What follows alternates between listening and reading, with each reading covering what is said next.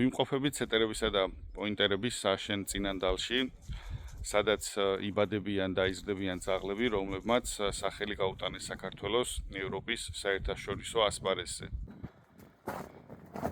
სალამი გიგა. კარგად თავად როგორ ხო?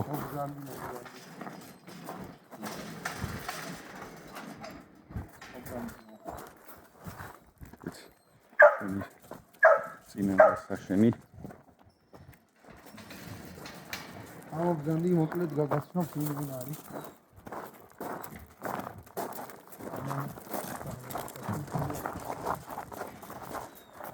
იდა ამოწოლი შეგაღლები რომელიც ჩემი საშენის ძაღლებია, რომლებიც დადიან შეჯიბრებზე და რომლებიც საერთაშორისო ასპარეზზე იღებენ მონაწილეობას. პირველ ოლიერში არიან წინანდალის შუგარ 4 წლის, პატრონე მე ვარ, ჩემი საკუთარი ძაღლია, მორო ინგლისური სეტერი 5 წლის და ორივე ძაღლი გამოდის შეჯიბრებზე, ორივე ძაღლი მიიღებენ მონაწილეობას 2026 წლის საერთაშორისო შეჯიბრებში. ნახოთ, რას იგავენ. მოროს მე პატრონია გუგა გორგოძე, ძაღლის წინანდალის კალუა. ასევე გუგა გორგოძის ძაღლი, რომელიც ახალგაზრდა და ეხლა წელიდან უკვე დაიწყებს შეჯიბრებზე გამოსვლას. ეს არის ჩვენი სტუმარი, რომელიც ჩამოვიყვანეთ სპეციალურად შესაჯვარებლად, მოხუცი ძაღლია. ორ ძუზე შევაჯვარე და უნდა გავგზავნო ისევ თავის სახლში. ელექტროკანიონის პული, საკმაოდ დიდი კარიერა ჰქონდა პულს და საკმაოდ მაგარი ძაღლი იყო. დამოკიდებულა ეს ვარგატონი ზიკო ზიკო არის ლევანდელი შეჯიბრების საუკეთესო ინგლისური მეძებარი, დერბის გამარჯვებული, ასევე სამუშაო სტანდარტის ჩემპიონი საქართველოსი უკვე. ზიკოც რა თქმა უნდა ევროპის ჩემპიონატზე და ევროპაზე წამოვა აუცილებლად ის ბეთს. მეორე ძაღლი აქვს ამ ოლიერში არის იუმი გიტაზა პეტროვიჩი, რომელიც არის დავით ფედორაძის. მოდი.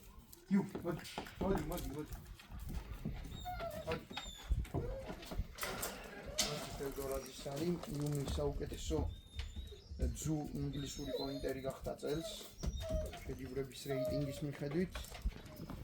გადავიდეთ შემდეგ ოლიერში. დები, წინანდალის ევა და წინანდალის ეჩერი. ევა უკვე კარიერა დაასრულა, ეხლა შევაჯვარებ ლევანდელის ფლეპებს, ასევე ამ ოლიერში არის წინანდალის ჩიკა.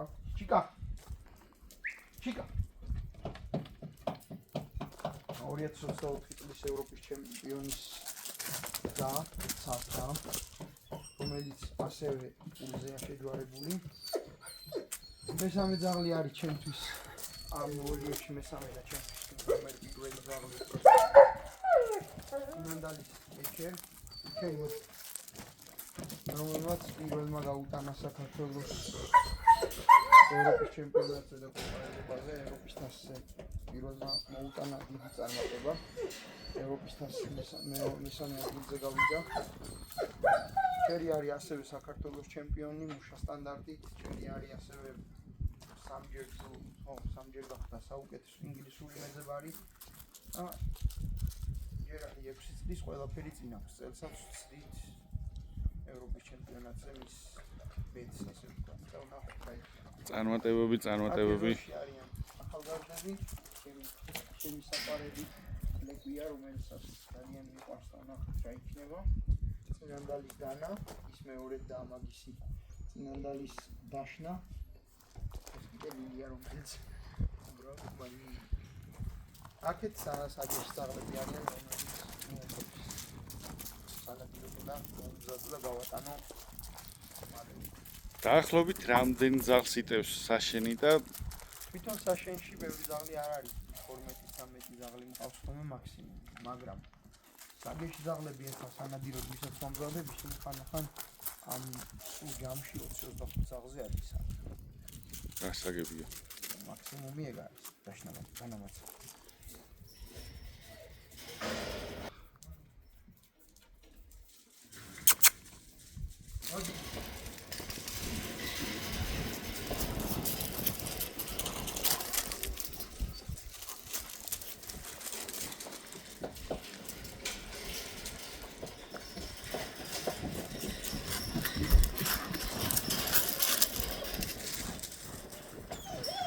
ჩვენ მანქანა რომელსაც ვივართ შეჯიბრებზე და რომელსაც ვაღალიშებთ წაღლებს. ხუთია თითოში მაქსიმუმ 3 წაღლი მიდის რა. აქვს ვენტილაცია, ვინც გვერდებიდან ჰაერში აქვს წაღლებს სიცხეში რამე პრობლემა არ შეექმნათ. განათება რა თქმა უნდა, ვამერო წაღლების საჭმელად დრო არ დაკარგო განათებაში და წყალი რომელიც აუცილებელია რო დაბანო წაღლებს. ჩვენი ბებერი მანქანა.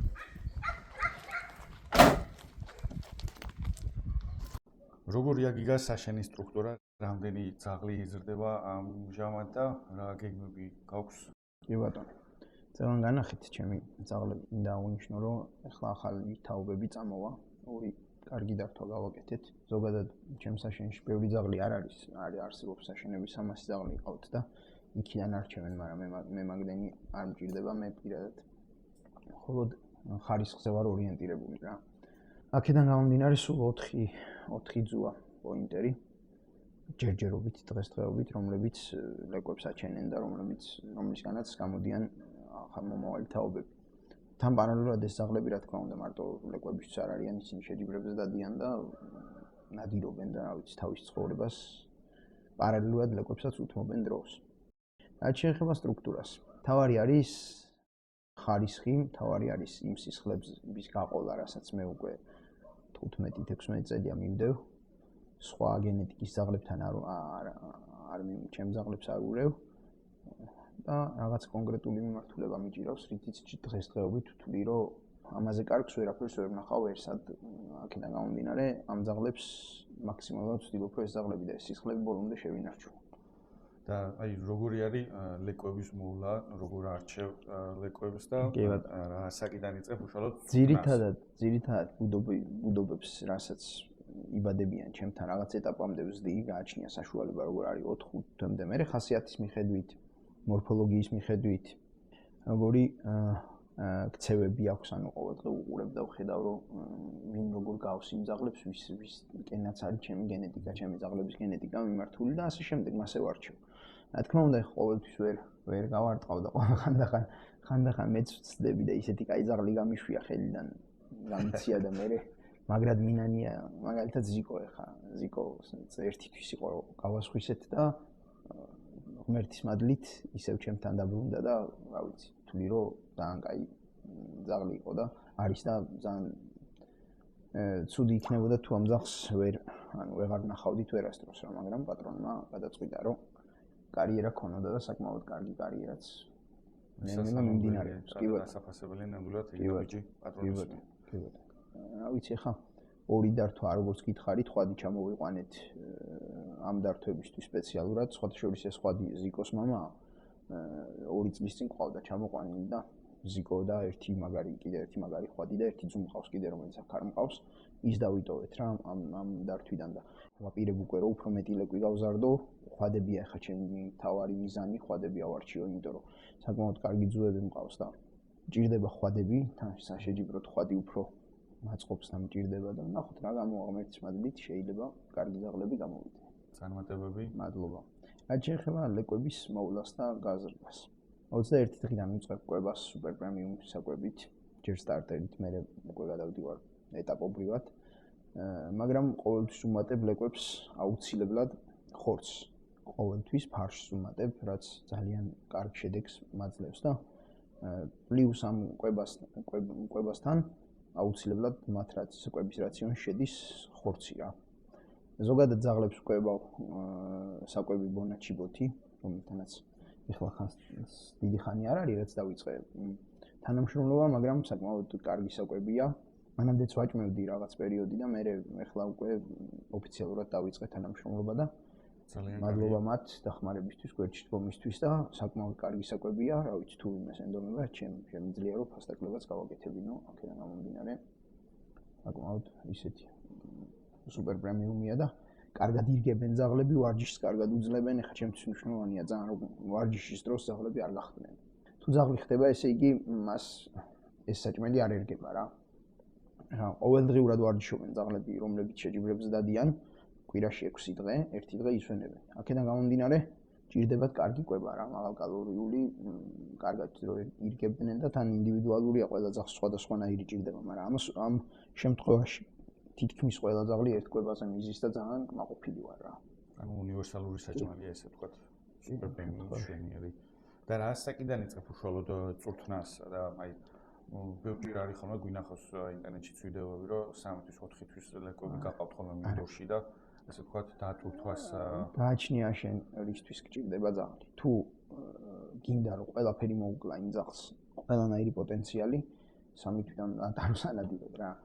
მაგრამ თუ გინდა რომ კარგი ძაღლი გყავდეს, ჯიშის საუკეთესო წარმომადგენელი მას ჭირდება, როგორც ბავშვს ჭირდება, ეხლა პირველ კლასელ ბავშვს მე-11 კლასის მასალას ვერ მოსთხოვ. აქედან გამომდინარე, მე პირადად ეხლა ვაგერ 2 ლეკვი მყავს განახეთ, ეხლა ვიწყებ მაგათთან 9 თვისები არიან მაგათთან მუშაობას.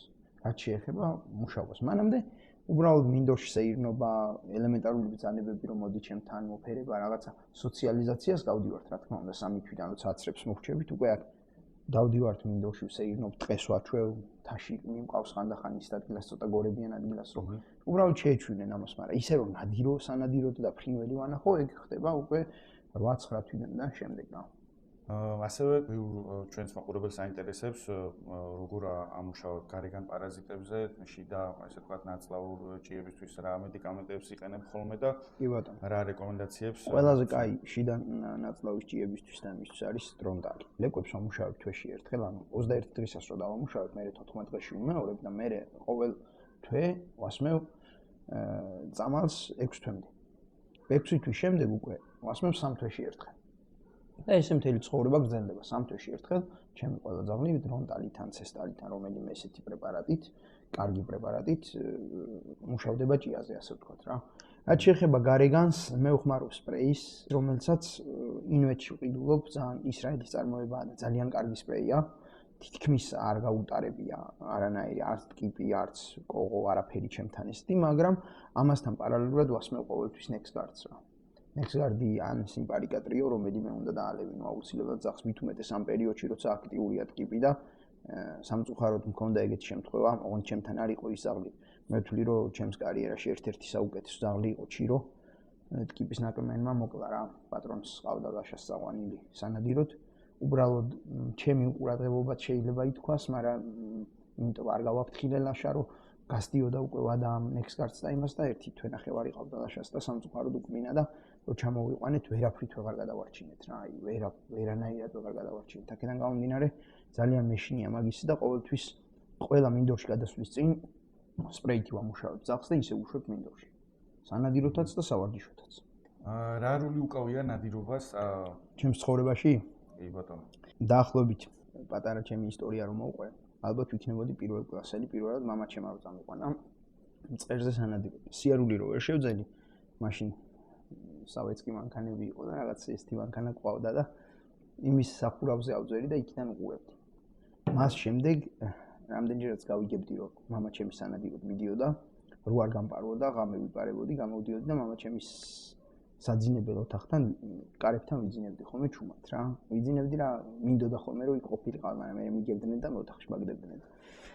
ერთ სიტყვით, როცა შევძელი უკვე სიარული ჩემთვის დამოუკიდებლად, ვიყავი 11 წლის, როცა მამაჩემი ერთხელ თბილისიდან ჩამოვიდა და ინგლისური სეტერის ლეკვი ჩამომიყვანა. ეს იყო ჩემთვის ალბათ ჩემს ცხოვრებაში ერთ-ერთი უბედნიერესი დღე.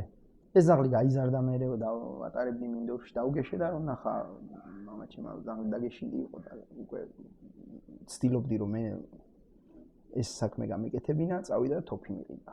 12 წლის ვიყავი, 13-ის ხდებოდი, რომ თოფი მიყიდა და იმ დღიდან უკვე დავდივარ სანადიროდ. რა ვიცი უკვე გასულია 20 წელი ფაქტობრივად რაც ვნადირობ. რაც შეეხება ნადირობას ჩემს ძაღლებთან მიმართებაში რა. პოინტერი და სეტერი არის მონადირე ძაღლი. ეს არის უპირველესი, ეს არის ამოსავალი წერტილი. აქედან დაიწყოს ყველაფერი. ძაღლი, რომელიც არ ნადირობს, არც შეჯიბრზე ვარგა, არც გასამრავლებლად ვარგა, იმისგან კარგი ლეკვის აყვანის ალბათობა ძალიან მცირეა. აქედან გამომდინარე, ესეთი ძაღლები მე არ მაინტერესებს. ყველა ჩემი ძაღლი, ყველა იქ ფრინველზე ნადირობს, რა ფრინველზეც მე ვნადირობ.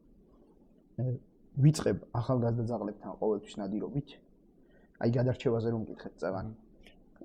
ზუსტად მანდ არის ხოლმე ესეთი რაღაც, რომ სეზონისთვის ყოველთვის არიან ხოლმე 8-9 თვისები, მუშაობა დაწყებული აქვს უკვე და პირდაპირ მე არ მიყვარს ასაკიანი ძაღლებით ნადირობა, აი უკვე რომ დაყენებულია და უკვე დამშვიდებული და იმით ნადირობა იმდენ სიამოვნებას არ მგურის, რაც ახალგაზრდა ძაღლით, იმიტომ რომ ახალგაზრდა ძაღლში ბევრი იმპროვიზაცია შეიძლება იყოს და ბევრი სირთულე და ასე შემდეგ. ცოტა თუ არ გაწვალებს პოინტერი, ცოტა თუ შენს ნერვებს არ ჭამს ის პოინტერი არ არის ზოგადად რა და ვიწყებ ყოველთვის ნადირობით. როცა ვხედავ რომ ძაღლი ნადირობაში კარგია, უკვე მეორე ეტაპი გადადის ის, რომ რა იქნება, როგორი სტილი აქვს, როგორი ენერგეტიკა აქვს, როგორი აზროვნება შეუძლია და ასე შემდეგ. როგორი მენტალიტეტი აქვს. უკვე მე ირჩევა საშეჯიბრო ძაღლი. მაგრამ პირველი და უპირველეს ყოვლისა არის ნადირობა. აქედან იწყება და მე უკვე გრძელდება სხვა დანარჩენი რა. რო შევეხოთ თქვენი საშენის დიდ წარმატებას, ესე ვთქვათ, რა ეტაპები გავლეთ მაგისთვის, როგორი იყო თუნდაც მონაწილეობა და კი ბატონო. უკვე თავიდან დავიწყებ თუ ძალიან არ გაგვიგრძელდება 2020 წელს წავედით თებერვალში პირველად ევროპაში. ჩემი ოცნება იყო რომ ჩემი ძაღლები წამეყვანა ევროპის შეჯიბრებზე და ზუსტად თებერვალი იყო, კორონა ჯერ აქ დაფიქსირებული არ იყო, აი რომ გავედით საზღვარზე იმ დღეს დამირეკეს რომ საქართველოში დაფიქსირდა და ჩავედით სერბეთში 1-2 კვირა ვივარჯიშეთ, მაგრამ სამწუხაროდ შეჯიბრები ჩაიშალა და დავრჩით იქ ერთ სიტყვით, ჩავრჩით ერთი თვე მე და დავით სამუშია, კარგახანს ვიჯექით მაშინ ბულგარეთში ჩვენი მეგობრის სახლში. და არ შედგა პირველი ჩვენი ტური ისე როგორც გვინდოდა, ძალიან დავითარსეთ, ასე ვთქვათ, ძალიან რთული გზა გავიარეთ. და მას შემდეგ ხა ერთ წელია თქმა უნდა ეს კორონას დროს ჩავაგდეთ. იმის შემდეგ ყოველთვის 2022-დან უკვე ყოველთვის დავდივართ 2022-ში მე და ჩემი მეუღლე ვიყავით წასულები, მაშინ სანადირო ძებნაში გამოვდიოდით. უბრალოდ შეჯიბრები იყო, ანუ ევროპის ჩემპიონატი არ იყო და მაშინ მყავდა ორი ხვადი წაყვანილი, ჩირო და ლოკი. ორივემ საკმაოდ კარგი შედეგები დადეს იმასთან შედარებით, რომ პირველად ვიყავი, არ ვიცოდი რა იყო შეჯიბრები და ანუ ესეთი ტიპის შეჯიბრები და ასე შემდეგ. თან ჩვენ ძაღლებს ძალიან დიდი პრობლემა ჰქონდათ მაშინ წყვილში ვარჯიშის. ფაქტობრივად აქ მეწყვილე მე არ მყოლია. პოინტერთან კი ერთმანეთთან ვავარჯიშებდი ის, მაგრამ სამწუხაროდ სეტერები არ ყავდათ ნანახი და რა ცოტა უგვირდათ ამ ჩემ ძაღლებს სეგუნდირების თვალსაზრისით. მეწყვილე სეტერი რო დაწვებოდა სეტერი, ამათ თქვა ეგონათ საერთოდ. და ასე შემდეგ 2024 წელი ჩვენთვის იყო საოცარი წელი, პირადად ჩემი საშენისთვის და ჩემთვის. წინანდალის ცა გახდა ევროპის ჩემპიონი ძუებს შორის. ეს არის აი მარტივად რო ვთქვათ, ეხა არ მინდა თავის ქებაში გამომივიდეს, არც მე და არც გიოს ქებაში, მაგრამ ეს ძაღლი დაბადებიდან დღემდე, ვთქვათ, ჩვენთან დაიბადა უბრალოდ ამის თქმა მინდა, ჩემს საშენში დაიბადა. ჩემი ძაღლების ზუდს და ხვადიც ორივე ჩემი საკუთარი ძაღლი იყო და ეს არის უდიდესი წარმატება ქართული კინოლოგიისთვის, იმიტომ რომ ევროპის არსებობის საშენები 50-60 უყავთ და ერთი ევროპის ჩემპიონი არ ყავთ, ისე 20 და 30 წელი რომ ამ საქმეში არიან და ჩვენ სულ მეოთხე ვიყავით ჩასულები და ერთ სიტყვით როგორც არაბული იტყო და ქართველები მოვედით ძებნაში და დანარჩენებმა გვერდით გაიწიეთ ერთხელ ერთ პოლონელ გოგოს უთხრა, ამ გოგოს ესეთი თვალები გაუხდა, შოკში ჩავარდა. ცამ დაიმსახურა ევროპის ჩემპიონობა. ძალიან რთული გზა გავიარეთ მანდაც, იმიტომ რომ ბულგარეთში ჩერიმ დაიზიანა წინა თათის თითი, მოიტეხა ეს ფალანგაში და ფაქტობრივად ვერ ვივარჯიშეთ.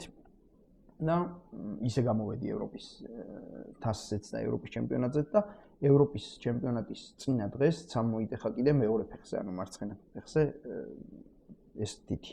ესე ამოწეული ქონდა, ამოტრიალებული და ეს გადაუწიეთ და ჩაუსვით. ევროპელები გვეხუმრებოდნენ თქვენი სავიზიტო ბარათიაო, ფეხშეხვეული ძაღლებით გამოსვლაო. და ერთიც და მეორეც, ჩერიც და ცაც ორივე მოხვდნენ ფინალში, ასე ვთქვათ, ბარაჟზე, სადაც ცა გამოვიდა საოცრად. ჩემთვის ეს დღე და გიოსთვისაც ალბათ, ჩემ არაბულისთვისაც ალბათ ყველაზე ან კინოლოგიაში თუ რამე დღე ისეთი დღე გქონია ყველაზე საოცარი დღე იყო რა.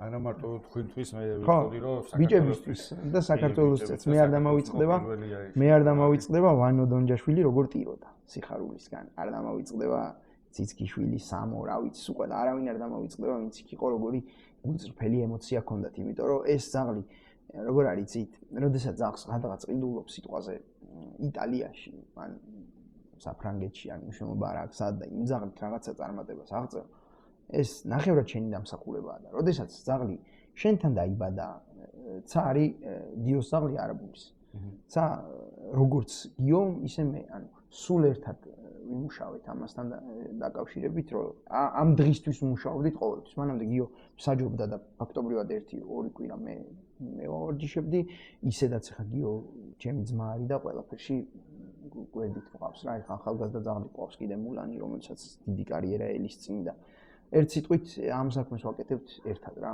ყველა და უმნიშვნელოვანესი ის არის რომ ჩვენთან არ არის რაღაცა ჩვენთან არის მხოლოდ ჯანსაღი კონკურენცია რა მინდა აღნიშნო ერთი რამ სანამ შეჯიბრებს შევეხეთ თუ მე არ არის ეს გასაშლელი შედეგიანი ამ საქმის არის ჩვენი შეჯიბრები მწყერზე იმიტომ რომ ამას ვატარებთ ჩვენ გარეულ მწყერზე და ვითხოვთ ისეთ რაღაცას რასაც მთელი სოფლიო ითხოვს ამას გნოლზე გნოლი სამჯერ დიდია მწყერზე უფრო მეტი ყნოსო აქვს აქედან გამომდინარე ეს ჩვენი ძაღლები იმდენად მიჩვეულები არიან ამ პატარა ფრინველის ყნოსოს კონცენტრირებულები არიან რომ მე აღარ ვიჭირთ გნოლის პოვნა ეხლა ეს ველურ მწყერზე შეჯიბრები ძალიან მნიშვნელოვანია, იმიტომ რომ ამ სისწრაფეზე და ამ ენერგეტიკაზე, რასაც ჩვენი ძაღლები, ევროპული მოშენების ძაღლები ანვითარებენ, ზოგადად ფრინველის ყნოსვა არის ძალიან ძნელი.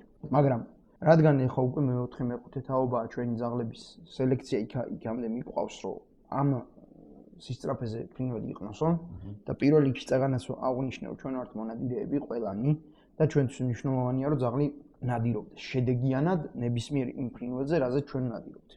აქედან გამომდინარე, მარტივდებათ ამ ძაღლებს იქ მერე ევროპაში ამ გნოლის ყნოსვა რა.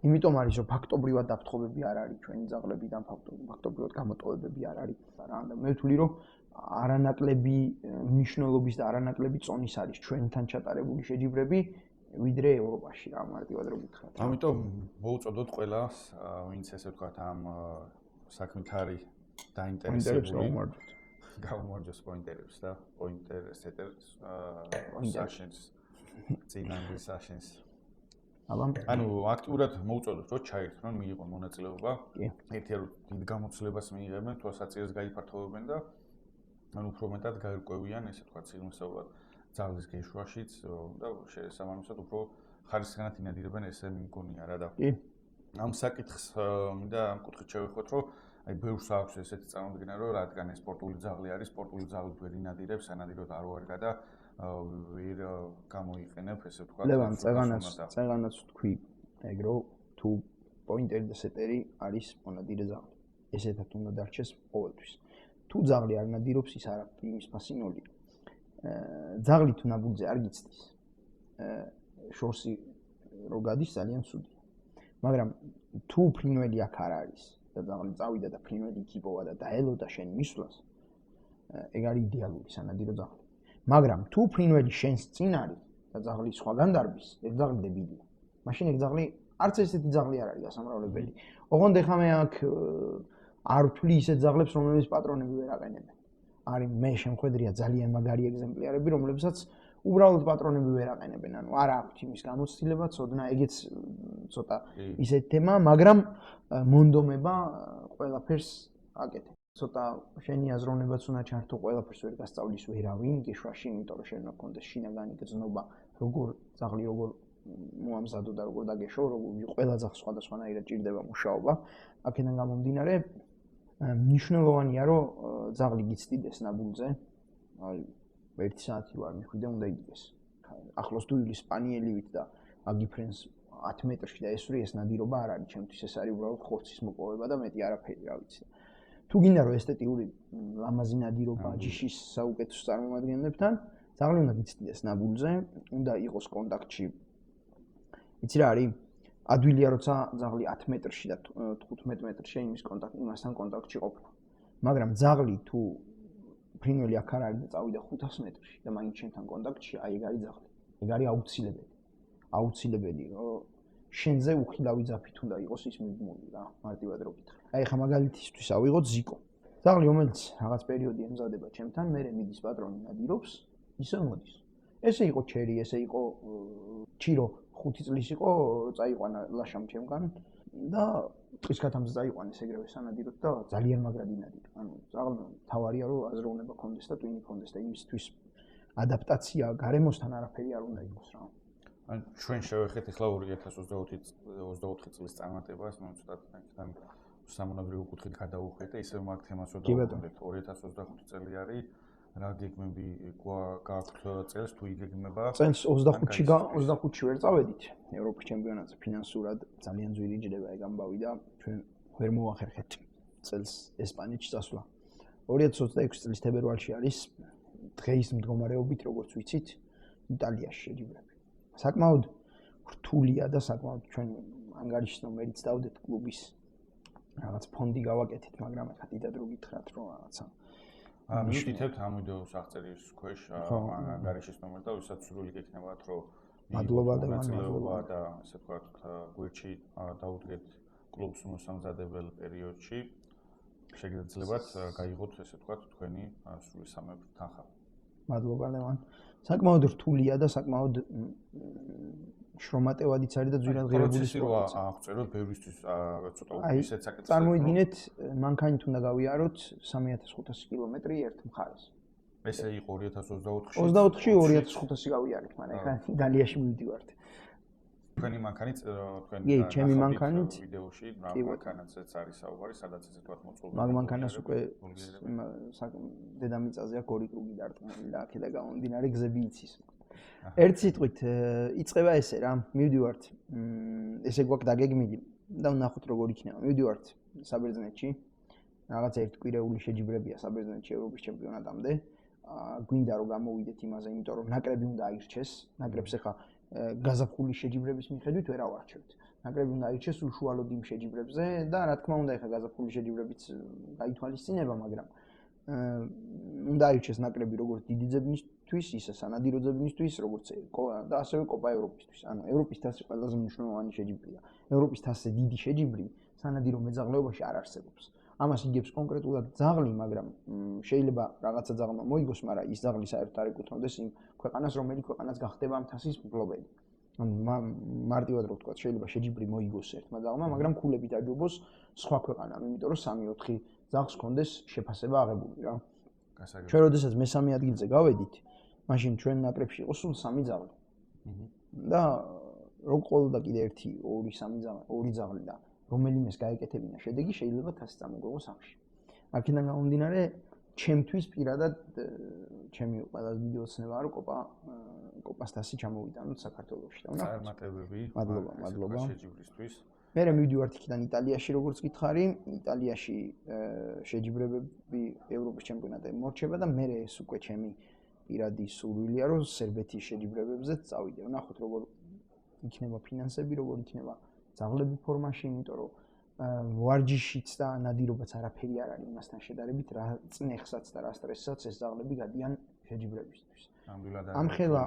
ამ ხელა გზის გავლა, მანქანაში ცხოვრება, პლუს ძალიან ძნელი მინდვრებია ლევან, არ შევადაროთ საქართველოს მინდვრებს. აქ ყველაფერი მიწა, რბილია უფრო შედარებით, უფრო ნაკლებად, ეხლა რა თქმა უნდა ჩვენი ძაღლები კაკაბზე რო დადიან ის საოცრება, ქვაზე დარბიან, მაგრამ მინდვრებს გულისხმობ რა, საბერძნეთის და სერბეთის მინდვრები არის, აი როგორ რაღაც ცით უდიდესი ტესტი ძაღლებისთვის რა, ბევრი ძაღლი მინახავს, რომელიც ვერ დადის. ფეხებიდან სისხლი მოსდის და ვეღარ დადის, მაგრამ ჩვენი ძაღლები ღმერთის მადლით აი ამ კონკრეტული წაგანატო ახსენე გენეტიკა იცი, კონკრეტული გენეტიკის ძაღლებს ვიცი რომ ამ მინდვრების არ ეშინიათ. აი დამტრეული თითებით დადიან თქო ზოგან გითხარი შეჯიბრებზე და გაუშვებ და 3 ფეხით შედის მინდვრში, გაუშვებ ძაღლს და მიდის 4 ფეხით. ამის კადრებიც არსებობს. ვიცი, მთელი ევროპა ამას უყურებდა და შოკში იყვნენ. ბერძნები მოდიოდნენ და მეხვეწებოდნენ, რომ ჩერიზე და ცაზე რო გთხოვთო ევროპაზე, რომ არ გაუშვოთო ეს ძაღლებიო, ინვალიდებს აიყვან სახშიო და ჩვენთვის როგორ რაღაცა ვიცი, მთელი ცხოვრება ქონდა ჩადებული ამ ევროპის ჩემპიონატზე წასასვლელად რა. ძირითადად ჩვენ ესე დავდივართ ყოველთვის, რომ ბიჭები რაღაცა ორ კაპიკს ვაკოწიწებთ ძლივს ძლივობით და იმით დავდივართ ახლა. ისეთ ცხოვრებაა, რომ ყველა ჩვენი ოჯახები ყავს, ყველა ჩვენი ხარჯები გვაქვს, ყველა ჩვენი ისინი, მაგრამ ყველაფერს ვაკეთებთ. იქიდან გუგა ამერიკაში ყავს ჩვენი ძმაკაცი, ისეტერების პატრონი, რომელიც ყველაფერს აკეთებს თავის მხრივ ფინანსურად, რაც შეუძლია. მე არაბული სამოა, შემოწირულობით არსებობს და შემოწირულობით უფრო არა, ჩვენი საკუთარი ხარჯებით რა, ეხლა რო გითხრა, აი რა ვიცი, ერთი 5-6 თვია ეს ანგარიშდებს და 1000 ლარს ვერაცდა რა, ეხლა შემოწირულობა არაფერს არ აკეთებს, ისეც რაც ჩვენი საკუთარი ხარჯებით, მაგრამ ყველაფერს ხო იცი ლიმიტი აქვს, ეხლა რაღაც დონემდე შეგიძლია აკეთო, მაგრამ მე უკვე ვეღარ გაჩავ რა, ეხლა ამას კი არ წუწუნებ, რაც ჩვენზე გაჭირებულები ხები არიან და იმათ უფრო ჭირდებათ, შეიძლება დახმარება, მაგრამ ამ სპორტის განვითარებისთვის საჭიროა ფინანსები, რომელიც ჩვენ არ აქვს. საქართველოს სახელი გაგაქვთ ევროპაში და ევროპასაც ცნობთ საქართველოს. და მოვიფიქროთ, რომ მეტი ყურადღება არის საჭირო ამ მიმართულებით. თუ იქნება ყურადღება, კარგი იქნება. მე ერთი კითხვა კიდევ აი წეხან ახსენე დიდ მანძილზე ძებნა და სანადირო ძებნა და აი მაგათ შორის რა სხვაობა არის? მასშტაბები. დიდ ძებნა არის რაღაც რამოდენიმე კონკრეტული თვისების ერთობლივი. დახსნა კონდეს ულევი მენტალიტეტი. მაქსიმალურად უნდა აითვისოს თავისი სავარგული. ეს დიდ ძებნაზე არის? დიდ ძებნაზე ვსაუბრობ ახლა და ჩამოვყვები მე. მაქსიმალურად უნდა აითვისოს თავისი სავარგული. უნდა იაზროვნოს. მარტო ძაღლი, დიდი ძებნის ძაღლი ის არ არის, რომელიც უბრალოდ შორს მიდის. დიდი ძებნის ძაღლი არის ის, რომელიც ნებისმიერ დროს და ნებისმიერ რელიეფზე ფიქრობს, როგორ უნდა ვეძებო აქ და როგორ უნდა ვიპოვო მოკლე დროში ფრინველი. ზოგადად ინგლისური სეტერი და პოინტერი გამოიგონეს იმისთვის, რომ მოკლე დროში ეპოვათ სანადირო ობიექტი ფრინველი. ანუ ესე ნადირობდნენ ლორდები გრაუსზე და ასე შემდეგ რა, იმაში ინგლისში. ზოგადად ისე ესპანეთიდან მოდის მაგათი ძირი პოინტერის მით უმეტეს, მაგრამ ინგლისელებმა დახვეწეს იმის გამო, რომ მოკლე დროში მაქსიმალურად დიდი ფართობი აეთვისებინათ ძაღლს და მეტი ფრინველი მოეპოვებინათ. აქედან გამომდინარე, ხა ჩვენ რატომღაც მით უმეტეს ამ საბჭოთა მეძაღლეობაში ყველაფერს თავის თავზე ირგებდნენ და იმიტომ დაამოკლეს და დააპატარავეს ძაღლები, რომლებიც 30 და 40 მეტრი დადიან, მაგრამ ეგ არ არის ხა პოინტერი. პოინტერი თუ გინდა რომ ჯიშის საუკეთესო წარმოადგენელი იყოს, თუ აქ არ არის, უნდა მიდიოდეს იქ და პაულობდეს იქ ფრინველს რა. გელოდებოდეს ნაბულზე პატრონს თუ გამომყვანს მნიშვნელობა არ აქვს, სანამ არ მივა, ეჭიროს ფრინველი. ძალიან ძნელია პატარა მწყრის ამდენი ხანი დაჭერა, მაგრამ ლევან შენ კი ნახავს ჩვენი შეჯიბრები და ის კი ნახავს რამდენი ხანი შეუძლიათ ამ ძაღლებს მწყერის დაჭერა, ისე რომ არ გაეპაროს, ჩაკეტო ასე ვთქვათ რა, ადრე კი დაგვცინოდნენ ამაზე რომ ვიძახდით ჩაკეტოს და ძველი ხალხი რა, მაგრამ ეხლა იმ ნახევარ ხალხს ჩვენ განზაყვანილი ძაღლები ყავს თუ მეტს არა 80%-ს. საინტერესო იქნება შენგან რჩევის მოსმენა დამწყებ მონადირეებს, თუნდაც გამოცვლ მონადირეებს გეშვის პროცესში რა რჩევებს მისცემდი? ერთ სიტყვით.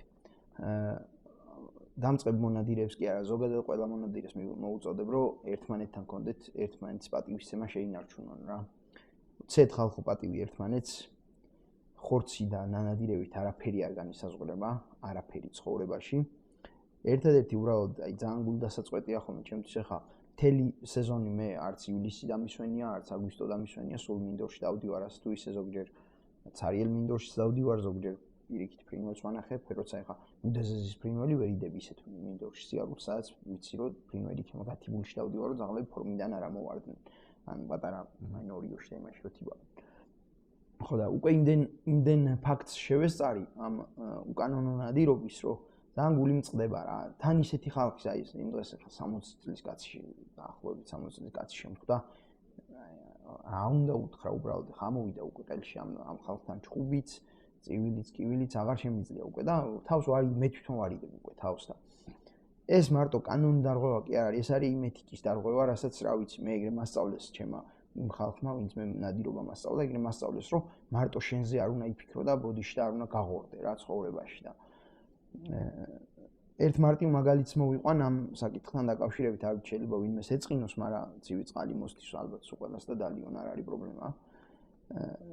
თბილისიდან რო წახვალ სეზონის გახსნაზე ახალქალაქში დაღლილი, გაუბედურებული და შარშან წინ მქონდა ეგეთი შემთხვევები და რო ახვალ და შენ პატიოსანი მონადირე ხარ, მანოყზე არ ნადირობ, მაგრამ ყველა მინდორში დაკავებული აქვს ტიპს ადგილი და იქ ადგილობრივ მწყერს აგროვებს და თუ სადმე მინდორს იპოვი, ცარიელია ის მინდორი, იმიტომ რომ ყველაფერი წაყვანილი ყავს იმას და თვითონ წავლენ 1 საათი ისვრიან, მე რა ვიცი, ალბათ რა ვიცი, რა თუნდაც ამდენი მწყერი ეგეც ვერ გავიგე რა ვიცი, მაგდენის გაპუტვა მაინც არ ეზარება. ვინადიროთ ყველამ კანონების ფარგლებში გქონდეს მონადირის ეთიკა, უმნიშვნელოვანესია და ახალგაზრდებს და მომავალ თაობას ვასწავლოთ ის, რაც ჩვენ სიტყვაზე დაგვაკლდა, რო გვესწავლა. და ალბათ რა ვიცი, მე იმედი მაქვს, რომ 15-20 წელიწადში საქართველოში შეიცვლება რაღაცები, იმიტომ რომ აგერ ფრინველს უშვებენ, მე თვითონაც გავუშვი კახეთში, ხო ბიჭები უფრთხილდებიან და იმდენად ძნელია ეს ყველაფერი, იმდენად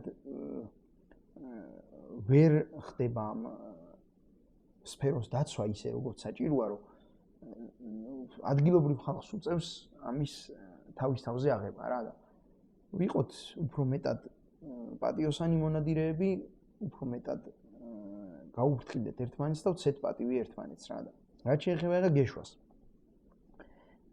ძალიან ბევრი ადამიანი, ძალიან ბევრი ძაღლი გადის ჩემ ხელში რა, ფაქტობრივად დღეს წელს 60 ძაღლი დაუგეში ალბათ და ისედაც რა ვიცი 400-მდე ვითვლიდი რაც დაგეშილი მყავს და იმის შემდეგ აღარ დამითვლია რა ამ წლების მანძილზე და აი დიდი პრობლემა არის ის რომ არ იცის ხალხმა როგორ გამოიყენოს დენი, როგორ შეაჩვიონ ლექს სწორად ძებნა და ძირითადად და ყველაზე დიდი პრობლემა რაც არის სამი თვის ლეკვებს რო უსვრიან ასაფეთქებლებს.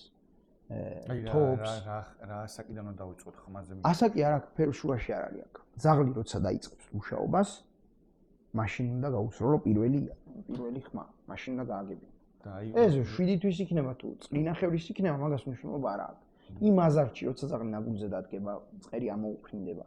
სტარტოპით უნდა დაიწყო. გაისროლო, იმას 99% არ შეეშინდება თუ ეს გენეტიკური შიში არ არის. თუ გენეტიკური შიშია, ეხლა მაგის ბებია, პაპას, დედა, მამას ეგეთ ძაღლების ჯვარდება ჩვენთან და მრავლდება სამწუხაროდ. ეშინოდა ის უკვე მორჩენილი ამბავია რა. იმას ვერაფერს ვერ უზავ, მაგრამ ლეკვზე ხარო, ეხლა სეზონი გაიხსნება და სამწუხაროდ, რა ვიცი, მე კარგიც მიყვარს თქვა ხოლმე და ისიც რაც ყველაზე ცუდი გვაქვს ჩვენ. სამწუხაროდ გაივსება ძაღლები მინდვრები დატოვებული ძაღლებით რა. შარშან მარტო 7 თუ 8 ძაღლი წამოვიყვანე მინდვრიდან ესე დატოვებული ვეძებე პატრონი, ვეძებე Facebook-ზე დავდე ყველგან იქ და არაფერი, არავინ აღარ მოაკითხა. დატოვა, უბრალოდ იმიტომ რომ თოფის ხმის შეეშინდა. ეხლა 7 და 8 თვის ლეკვს რო გაზდი დივანზე და უცბად მე იმაში მოახვედრებ ზალში 40 კაცი რო ისვრის და მე კიდე ძაღლს აბრალებ რო ძაღლს თოფის ხმის შეეშინდა უკვე შენი ბრალია რა უნდა დაფიქრდე ამაზე რომ რატო აკეთებს ეს ამას. აქედან მომდინარე ცოტა ფრთხილად მოეცნენ თავიანთ ძაღლებს, აი ეს რეკომენდაცია იქნება. არ არის საჭირო ეს ბინაში ასაფეთქებლის შეგდება, რაღაცა იმაში რა ქვია, ჭამის დროს თოფის გასროლა და რაღაც მაკაც გავატანე და მე აქეთ ვისროლე, ეგ არ არის საჭირო. ძაღლმა უნდა დაიწყოს მუშაობა, ჩართოს ცხვირი, გააკეთოს ნაბული და მე ხდება უკვე იარაღზე შეჩვევა. მარტივად რო ვთქვათ რა.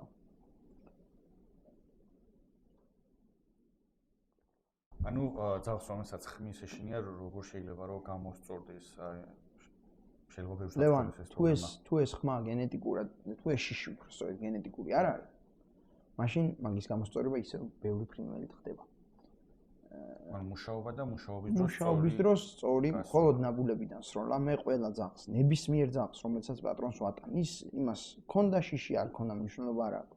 ყველას ვეუბნები, პირველი სეზონი ესროლეთ მხოლოდ ძაღლის ნაბულებიდან.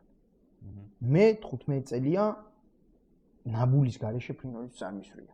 არასდროს, მაგრამ ეგ იმას არ ნიშნავს, რომ ყველა მე დამიჯერებს და მასე იზავს, მაგრამ პირველი სეზონი მაინც რომ ნაბულიდან ესროლო ძაღლიდან, ხო? გაცილებით კარგი ძაღლი გეყოლება, ვიდრე ის რომ ნებისმიერი ამოფრენილი მანოყზე დასმული ფეხიდან ამოფრენილი მწყრის ხოცვა. ის ძაღლისთვის არაფერი არა, ის არის ჩამოგდებული ხორცი, მეტი არაფერი.